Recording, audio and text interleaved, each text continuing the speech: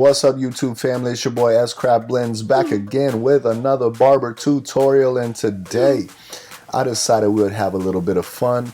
We're gonna do a Drake fade, I'm calling it, and we're gonna hook my boy up with a nice mid-bald fade. When talking with him, he wanted to keep the fade a mid fade, but he also wanted to keep it a little darker on the side and just kind of flick out the bottom, blending that bottom in a little bit better, but keeping the fade darker. So we said no problem. And as we were talking, I was just telling him, man, you kind of look like Drake a little bit. And that's what, sparked this whole idea. So I figured I'd have fun with it. And anyways, so we set our first guideline, then we came in and balded it out. And now I wanted to show you guys how I've been cutting here lately with these Andis Phat Master blades. So I have the Phat Master blade on here fully open, which is equivalent to like a 1.5 guard or a number 2 blade. And I was just going down, cleaning that up. Now I have it fully open, going up, just cleaning that area out. So there again, fully open is like a number 2 blade, maybe like a 1.5 guard. And we're just going to go ahead and take it right up to the parietal ridge area. And now I'm just lightly going to flick out some of that dark line, and I'll come back in a little bit later with like a 2.5 guard and just really hit that area better to blend it in. I'm not really going to focus on it much. I'm going to move back to focusing on the fade. We can kind of hit that up a little bit later. However, just so you guys know, I am really enjoying these Phat Master blades. They're pretty dope. If you don't have them, they're again fully opens, probably about a 1.5 guard. Halfway closed is probably about a number 1 guard. Fully closed would be probably like a 0 guard, just so you guys know in reference. However, I have it just closed a little bit, and I'm just doing a fade down technique. I did it fully open up to the parietal ridge area. There again, just kind of flicked out some of the weight at the top, and then I'm just slowly closing it notch by notch, working my way down towards the first initial guideline.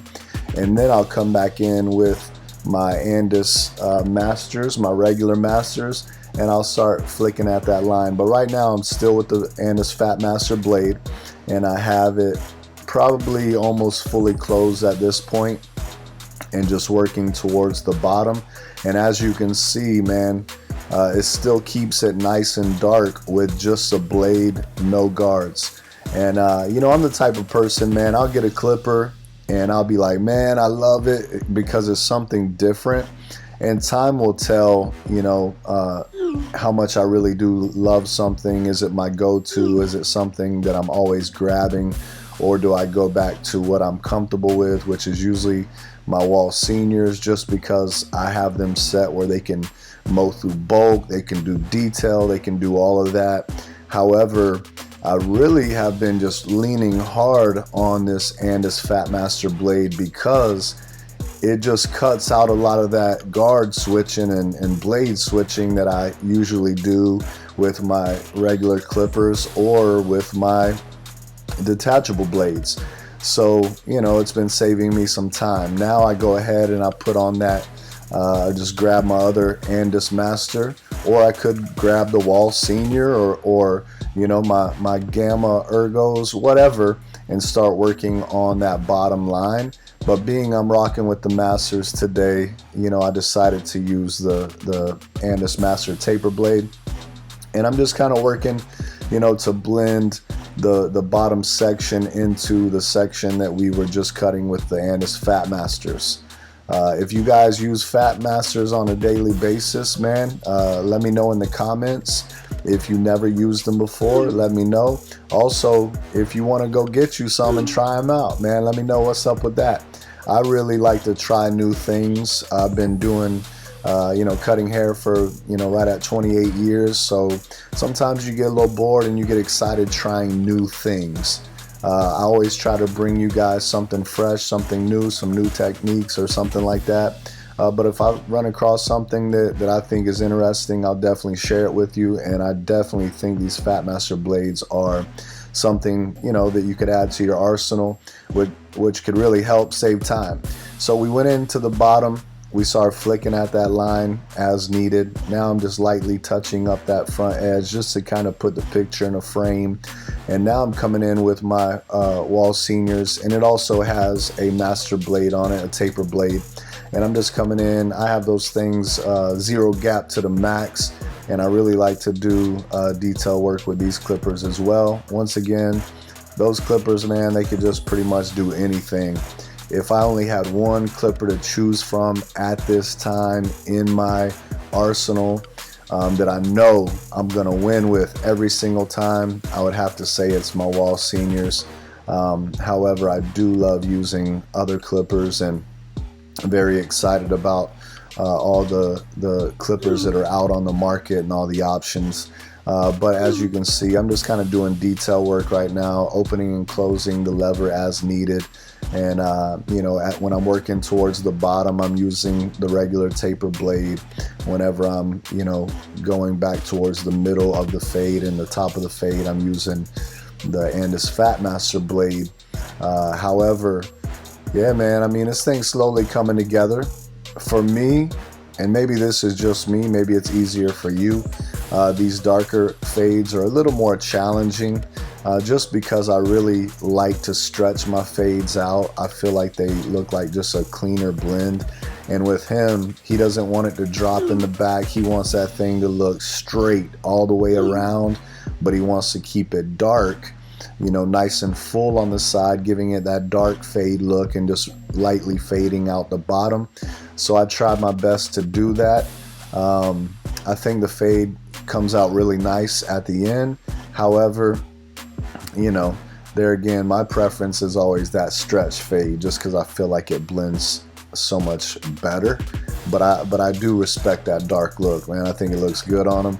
So once again, we went back to the Phat Master blade fully open, and we just went ahead and took it all the way up to the parietal ridge area, not even focusing on that parietal ridge area, you know, as far as the weight that's there. We always know we can come back in and clean that up at a later time. Right now, I'm just focusing on getting everything smooth so that I can fade into it. And there again, I'll close the Phat Master blade notch by notch, just dropping my way down a little bit, you know, until I'm fully closed. And then I'll come in with that regular Andis Master blade fully open, and I'll start closing the notch one by one, working my way all the way down to the guideline. And I feel like it's a pretty simple process, especially for people that are new to the game. One of the things I do love about the Andis Master is the notches on the side.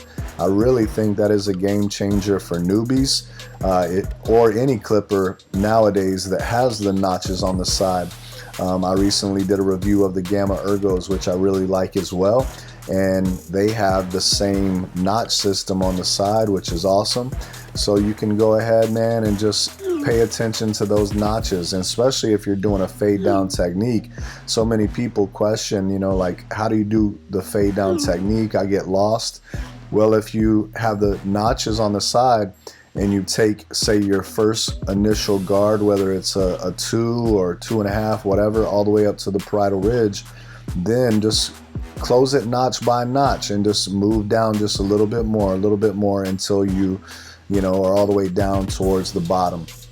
So we went ahead and kind of laid the main foundation for the back and also the side. And now you see I usually will do the side, the back, and then I come right back into that area right there where the back and the side connect together.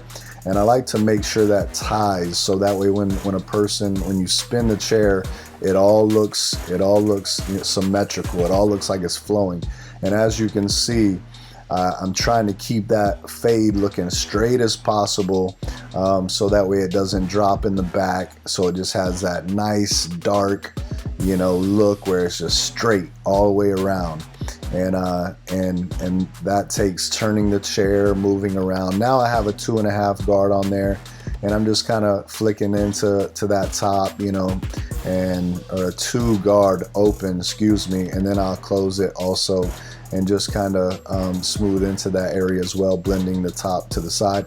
I actually do a 2 open on his waves on top. I can't remember if I actually cut the waves down in the video or not, but I did cut the waves down, but I did a 2.5 open, or a 2 guard open. I don't know why I keep saying 2.5 open. It's a number 2 guard open, which is a 2.5. So now we're going back, just working on tying those corners together, the back to the side, to make sure it all flows properly. You guys also let me know what you think about this angle. I know I wasn't even actually planning on putting this video out. I was recording this video basically for my own purposes. That's why I'm kind of standing in the frame sometime, and that's why also you'll see some you know, minor adjustments on the focus. You know, so I apologize about that, but I was just recording a different angle, trying something new. I tried a different lens, which I feel like gives me better quality in the color and things like that. But so there again, I apologize about getting in the way. But after recording and just checking out, you know, like just what the quality looked like, the angle looked like, I was like, you know what? I'm gonna go ahead and post this on YouTube for all my YouTube people out there. Come on, somebody. And anyway, so tell me what you think about this new angle, the new lens, just the color quality, the clarity. Give me some feedback on what you guys think. For all my notification gang that's always representing, always commenting, you're so faithful. I appreciate you so much. And let me know what you guys think about this. This, you know, this is why I do what I do. Help you guys out. I want to give you the best quality possible. So there again, now I just have my wall seniors coming in doing that detail work. This process, not a whole lot to explain, pretty self-explanatory, you know, really simple process. I'm not switching out a lot of guards and everything like normally. You know, we just opening that Phat master all the way up, taking it all the way to the parietal ridge, and then notch by notch, working our way down, you know, fading, you know, just into that last notch that we had, you know. So if it's fully open, we close it one, drop a little bit lower, and just fade into that. Drop another notch, fade into that. Drop another notch, you know, and drop a little lower on the fade into that. And now, you know, we've kept that fade looking dark, but we still have some detail work on the bottom there to really tie it together better. You know, so I'll come in with the trimmers right now, just trying to tie that together. And then, you know, I'll come in with the shear over comb and thinning shear or blending shear over comb, and just really try to tie that stuff together. But first we do our clipper work. I come back in later with the other stuff. If you guys aren't following me on Instagram, make sure you check me out, S.Craft_blends. All right, so we went ahead and did the 2 open on top with the purple magnetic guard, and now we're just lining up his front lineup. And as you can see, on that left side of his edge, it kind of goes up a little bit and it gets a little wavy. It's a little challenging because his corners go up just a little bit, and instead of taking a huge chunk off the center there, I like to keep the center of his front lineup as natural as possible, and I'll curve it just a little bit, but I still like to, you know, stand. He's looking down right now, so it actually accentuates the front curve. However, when he's looking straight up, you can see it's a lot straighter looking. However, it does curl up in the corners just a bit, and I'm okay with that. But I'm touching very lightly on this front edge because it's a little thinner there on that side, you know. And anyways, you know, but you do what you got to do. So I'll keep that middle lineup, you know, as sharp as possible, and I'll take it, you know, as short as possible in that area without really cutting into his hairline, you know, so that way we can give more of a straight illusion. Now coming in with the blending shears and just tapping out all the little dark spots that I see. If I see lines, if I see dark spots, I try to hit them with the thinning shears, blending shears, and And then I'll come in sometimes with something like this with my my JRL thousands and just flip them upside down and just work at little things. I mean, I have different clippers that I feel like do different things. And yeah, man, but I'll come in there again, just hitting up little dark spots with my blending shears and just keep working on it until we can get this thing looking, you know, as blurry as possible. So just keep working at it, guys. Just keep working at it. If you see something that needs to come out, just keep working at it. I know a lot of times we're on a time, you know, crunch and you know, we're on a schedule. So you got to do what you got to do. I understand that. Give the person the best quality fade that you can in the time frame that you have.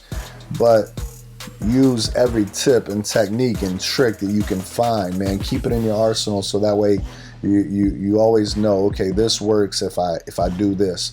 So for me to really hit that dark fade, but also, you know, kind of blend out that bottom line to make it look like it transitions more at the bottom, you know, I'll use the blending shears. Then I'll pull out the JRLs, and I mean, I'll do whatever I got to do to get it working. But that's it, guys. Hey, if you are not following me on Instagram, once again, follow me at S.Craft_blends for more amazing content. God bless you guys, and hey, I will see you next time. Peace.